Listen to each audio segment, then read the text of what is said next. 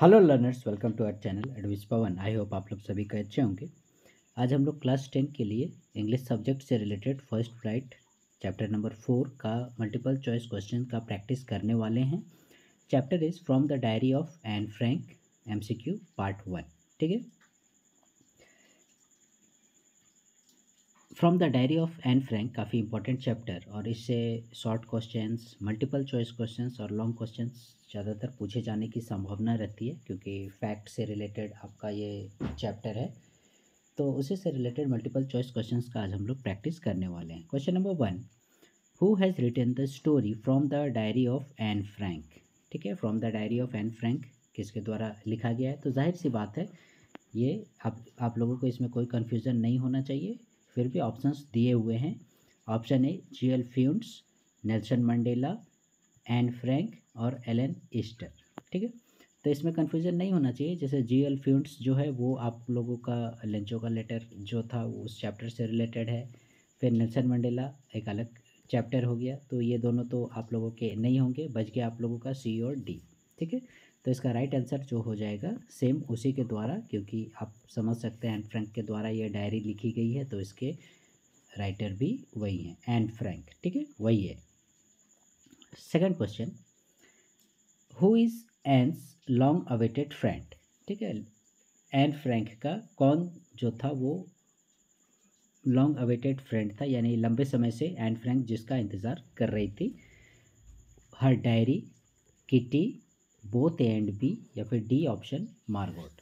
तो इसमें देखिएगा, बहुत लंबे समय से वो किसी अपने खास दोस्त का इंतज़ार कर रही थी, उसका कोई दोस्त नहीं बना, तो उसने अपनी डायरी को ही अपना दोस्त बना लिया और उसका नाम रखा किटी। तो इसलिए ऑप्शन नंबर सी आप लोगों का सही होगा, बोथ ए एंड बी। तो राइट आंसर आप लोगों का हो जाएगा सी, यानी उसकी डायरी थी जिसका नाम था किटी। ठीक है, दोनों ही सही है। Third number, how old was Anne Frank. Anne Frank की उम्र के बारे में आपको पूछा जा रहा है कि उसकी उम्र कितनी थी। तो चैप्टर आपने पढ़ा होगा 13 ईयर्स। ठीक है, next question number 4, when did an make her first entry in a diary. पूछ रहा है कि एन फ्रैंक ने फर्स्ट एंट्री यानी पहली बार अपनी डायरी में कब एंट्री किया, यानी कब लिखना शुरू किया। ऑप्शंस आर 20 जून 1942, 20 जुलाई 1942, या फिर आप लोगों का 21 अगस्त 1947 या 21 अगस्त 1941। तो इसका राइट आंसर होगा 20 जून 1942। ठीक है, question number 5, on which date did Anne record the incident in Mr Keesing's class in her diary. ठीक है, मिस्टर किसिंग के क्लास के संबंध में एन फ्रैंक ने अपनी डायरी में कब एंट्री किया था, कब उसने लिखा था, किस डेट को उसने मेंशन किया था अपनी डायरी में, जब उसने मिस्टर किसिंग के क्लास से रिलेटेड चीज़ों का वर्णन किया था। 5 मार्च 1939, 10 अप्रैल 1940, 15 मई 1941, या फिर सेम 20 जून 1942। तो इसका राइट आंसर आप लोगों का जो प्रीवियस आंसर था 20 जून 1942, इसमें भी वही आंसर होगा आप लोगों का 20 जून 1942, जो कि आप लोगों का सही आंसर है। ठीक है, 20 जून 1942 को ही उसने फर्स्ट एंट्री की, और किसका एंट्री किया? मिस्टर किसिंग से रिलेटेड बातों का वर्णन किया। ठीक है, next question number 6, who was kitty. Simple straight forward question, आप लोग को पता चल गया हो गया। किटी कौन थी? एन्स मदर, एन की मम्मी। ठीक है, एन्स सिस्टर, एन की डायरी, या फिर एन्स क्लासमेट। तो इसका राइट आंसर हो जाएगा एन्स डायरी। ठीक है, किटी किसका नाम था? एन की डायरी का नाम था। Next question number 7, what name was Anne's book published with. ठीक है, आप लोग देखिएगा, जो रिहेबिलिटेशन कैंप था वहाँ पर एन का, उसका दीदी का, मम्मी का, सबका जो है लगभग मृत्यु हो गया था, और सर्वाइवर में एक तरह से उसके पिता ही बचे थे जो वापस लौट कर गए, और उसके बाद उसने एन का डायरी को पाया और उन्होंने सोचा कि इसको पब्लिश कराना चाहिए। तो वहीं से ये क्वेश्चन पूछ रहा है कि जब उन्होंने पब्लिश किया एन की पुस्तक को, तो what name was Anne's book published with, तो किस नाम से वो प्रकाशित हुई। तो बुक का नाम था एन फ्रैंक्स डायरी, या फिर जो चैप्टर का नाम है from the diary of Anne Frank, या फिर the diary of a young girl, या फिर एनालिस मैरी फ्रैंक, जो कि उसका पूरा नाम है। तो इसका राइट आंसर हो जाएगा the diary of a young girl, ये ऑप्शन नंबर सी आपका करेक्ट होगा, ठीक है। The diary of a young girl के नाम से उसकी जो डायरी थी वो पुस्तक के रूप में प्रकाशित हुई। Next, what language was the diary originally written in. ठीक है, ये जो डायरी थी the diary of a young girl, ये बहुत सारी लैंग्वेजेस में प्रकाशित हुई थी, बहुत सारी भाषाओं में, और उस समय का ये वर्ल्ड वाइड फेमस बुक के रूप में भी सामने आई थी, सबसे ज़्यादा बिकने वाली, सबसे ज़्यादा पढ़ी जाने वाली। ठीक है, क्योंकि उसमें जो है आप लोगों का सेकेंड वर्ल्ड वार के टाइम का मतलब सिनेरियो था, वर्णन किया गया था, इसीलिए। तो यहाँ क्वेश्चन पूछ रहा है what language was the diary originally written in. तो वास्तव में वो जो डायरी लिखी गई वो किस भाषा में लिखी गई ओरिजिनली, यानी एन फ्रैंक ने किस भाषा में लिखा, फ्रेंच में, डच, इंग्लिश और ग्रीक। तो right answer is Dutch, Dutch language में उसने लिखा था। Next question number 9, why does Anne want to keep a diary. Anne जो है वो डायरी रखना चाहती थी, क्यों। She has no close friends, उसका कोई पक्का दोस्त नहीं था। हर ग्रैंड मदर सेड, उसकी दादी माँ ने कहा कि डायरी रखो। सी लव्स टू राइट, वो लिखना बहुत ज़्यादा पसंद करती थी। या फिर mister Keesing said to write, या फिर मिस्टर किसिंग ने कहा कि डायरी लिखो। तो इसका राइट आंसर हो जाएगा आप लोगों का option number A, she has no close friends. ठीक है, उसका कोई पक्का साथी नहीं था, जिसके चलते एन फ्रैंक ने डायरी को ही अपना दोस्त बना लिया। Next question number 10, who was the only survivor from Anne's family. इसका डिस्कशन हम लोग पहले ही कर चुके हैं कि एन के परिवार से सर्वाइवर यानी जीवित बचने वाले शख्स कौन थे। एन्स मदर, एन्स सिस्टर, या एन्स फादर, या फिर एन्स ग्रैंड मदर। तो इसका राइट आंसर हो जाएगा आप लोगों का एन्स फादर। ठीक है, ये ऑप्शन नंबर सी, यानी एन के पिता जो थे वो एकमात्र उस मतलब भारी संकट में बचने वाले शख्स थे एन के परिवार से। ठीक है, एन्स के परिवार में। Next question number 11, how does Anne explain her father. Anne जो है अपने पिताजी के संबंध में कैसे वर्णन करती है, यानी वो उन्हें कैसे इंगित करती है, कैसे बतलाती है, उनकी नज़र में उनके पिताजी कैसे थे। Most adorable father, most handsome father, most angry person, या फिर मोस्ट सिंसियर फादर। तो इसका राइट आंसर हो जाएगा आप लोगों का ऑप्शन नंबर ए करेक्ट है, मोस्ट एडोरेबल फादर, यानी सबसे ज़्यादा प्यार करने वाले, दुलार करने वाले, सबसे ज़्यादा आकर्षक, सबसे अच्छे पिता के रूप में वो मानती थी अपने पिताजी को।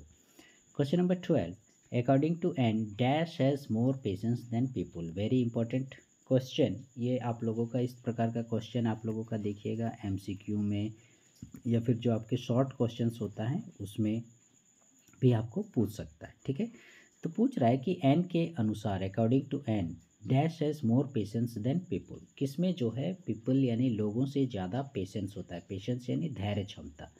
बुक्स में, बर्ड्स में, ठीक है, एनिमल्स में, या फिर पेपर्स में। तो इसका राइट आंसर हो जाएगा आप लोगों का पेपर्स। ठीक है, ये वाला।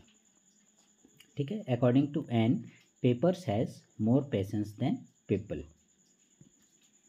कैसे, इसको थोड़ा एक्सप्लेन कर दे रहे हैं क्योंकि इंपॉर्टेंट क्वेश्चन है, लॉन्ग क्वेश्चन में भी पूछता है कि आदमी लोगों को आप कुछ भी बोलो, कुछ भी सुनाओ, अपना प्रॉब्लम बताओ, अपना कष्ट बताओ, अपनी समस्या बताओ, तो देखोगे वो एक दिन सुनेगा, 2 दिन सुनेगा, तीसरा दिन से वो दूर भागने लगेगा। ठीक है, आपको देख के ही वो मतलब घृणा करने लगेगा ऐसा करके। लेकिन पेपर में ऐसा नहीं होता है, आपके मन में जो भी बात है आप पेपर में लिखते जाओ, लिखते जाओ, लेकिन पेपर कभी भी आपको धुतकारेगा नहीं, मना नहीं करेगा। ठीक है, इसीलिए ऐसा एन ने कहा कि paper has more patience than people.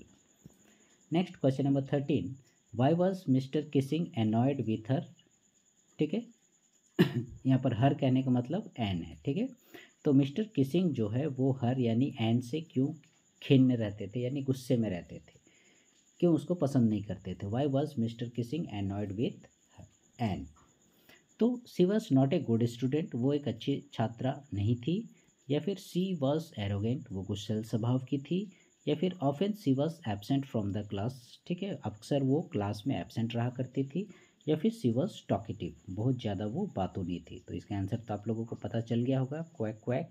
ठीक है, वो बहुत ज़्यादा बातें किया करती थी क्लास में, जिसके चलते मिस्टर किसिंग जो है उससे खिन्न रहते थे, गुस्सा रहते थे। 14, तो इसका राइट आंसर हो जाएगा आप लोगों का D, she was talkative. Talkative माने बातूनी। 14, what did Anne write in her last essay. Anne ने अपने लास्ट एस्से में क्या लिखा। ए जोक, ठीक है, a song, A funny poem या फिर अबाउट टीचर्स। तो एन ने अपने लास्ट एस्से में लिखा, right answer is option number C, a funny poem. ठीक है, और देखिएगा उसका जो टाइटल था आपको यदि याद होगा, ठीक है, quack quack said mistress chatterbox ऐसे करके था। ठीक है, आप लोगों को नेक्स्ट जो वीडियो है उसमें इससे रिलेटेड क्वेश्चंस भी डालने की कोशिश करेंगे। ठीक है, क्योंकि एक ही वीडियो में सारे क्वेश्चंस डालने से वीडियो लंबा हो जाता है, तो इसका पार्ट 2 और पार्ट 3 भी बन सकता है। तो why did Anne write in her last essay, what did, ठीक है, तो क्या लिखी, ए फनी पोयम, एक मजाकिया सेंस में कविता लिखी उसने अपनी लास्ट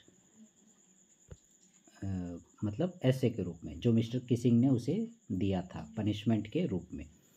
तो right answer is option number C, a funny poem. Next question number 15 and the last one for this session, who offered to help Anne in writing the essay in verse. ठीक है, याद कीजिए mister Keesing जो है उसे homework पर homework दिए जा रहे थे, तो उसके बात करने के चलते तो इस बार उसको लास्ट जो एसे मिला, ठीक है, तो वो मतलब उसका एक फ्रेंड जो है उसको बोलती है कि मैं तुम्हारी हेल्प करूँगी इस एस्से को वर्स में लिखने का। वर्स यानी क्या होता है आपका, पोइट्री शैली में। ठीक है, कविता की शैली में एस्से लिखेंगे। ठीक है, तो मतलब ऐसे ही रहेगा, लेकिन उसका जो फॉर्मेट रहेगा वो पोइट्री के रूप में होगा। तो ये किसने ऑफ़र उसे दिया था कि मैं तुम्हारी मदद करूँगी इसको लिखने में। ठीक है, options are Sanne, Jacques, Mr Keesing या फिर मिसेस कुपेरस। तो देखिएगा इसमें भी आप लोग बाइफरगेट कर सकते हैं। ठीक है, एलिमिनेशन पद्धति से आप लोग जब भी इस तरह से एमसीक्यू आएगा तो सबसे पहले एलिमिनेशन पद्धति लगाइएगा। जैसे मिस्टर किसिंग तो उसके टीचर थे जिन्होंने होमवर्क दिया ही था, तो ये तो ऑप्शन में नहीं होगा। मिसेस कुपेरस उसकी हेडमिस्ट्रेस थी, ये भी नहीं होगा। बचिया कौन, सानी और जैक्स। तो इस दोनों में आपको बाइफरगेट करना है। तो राइट आंसर होगा आप लोगों का सानी। ठीक है, इसने हेल्प किया था आपका एन फ्रैंक को, वो जो लास्ट एस्से था उसको वर्स में लिखने में सैनी ने मदद की थी। ठीक है, राइट आंसर इज सैनी।